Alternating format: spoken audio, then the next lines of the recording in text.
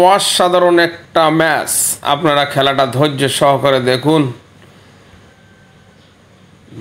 Viral আলমগীরের বিপক্ষে white Rocky এবং তার পার্টনার ফাইম। ফাইম কিন্তু একটা নতুন প্লেয়ার, বর্তমান আমাদের এই বোর্ডে কিন্তু একদমই নতুন।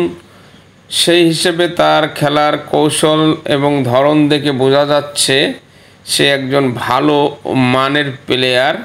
যেহেতু এই বোর্ডে আমাদের নতুন এসেছে, আমাদের এই বোর্ডে নতুন এসে সে অসাধারণ খেলা করলো। আপনারা দেখতে থাকুন। সে কিন্তু তার হাতটা কিন্তু অনেক শিওর। সে কিন্তু টুকটুক টুকটুক করে কিন্তু গুটিগুলো কিন্তু সে কমিয়ে দিচ্ছে। আপনারা খেলাটা ধৈর্য সহকারে দেখবেন। এবং হোয়াইট রকি তার পার্টনার এবং আলমগীর এবং জাহিদ, তারা কিন্তু তাদের প্রতিপক্ষ। খেলাটা ধৈর্য সহকারে আপনারা দেখুন কিভাবে আলমগীরের কাছ থেকে পয়েন্টটা ছিনিয়ে নিয়ে যায় হোয়াইট রকিরা। আপনারা দেখুন। আলমগীর, আমি বলেছি আলমগীর কিন্তু অনেক চালাক এবং চতুর প্লেয়ার।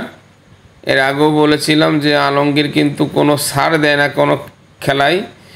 সে সবসময় সিরিয়াসলি খেলা করার চেষ্টা করে, যেহেতু তার কাছে খেলা কোনো ছাড় হবে না।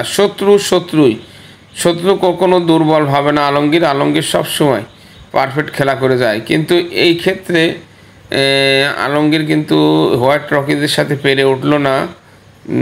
কেননা জানি না যে হোয়াইট রকিরা কিন্তু অসাধারণ খেলা করে দিচ্ছে। আপনারা দেখুন।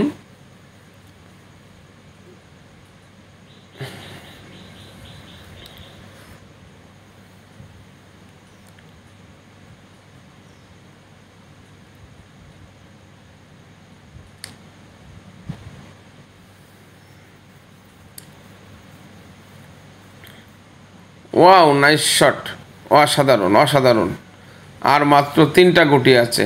কালো গুটি কিন্তু বোর্ড ভরা কালো গুটি, আর হোয়াইট রকিদের মাত্র সাদা 3টা গুটি আছে। দেখা যাক। হোয়াইট রকি কিন্তু তার পার্টনারের হাতে কিন্তু গুটি 3টে লাভিয়ে দিল, খেলা অনুযায়ী লাভিয়ে দিল। তাহলে এবার জাহিদ কি করে দেখা যাক।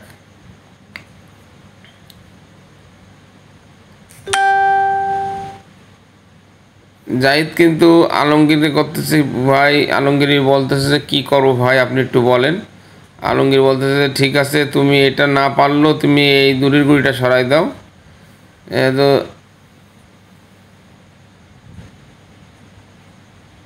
দেখা যাক।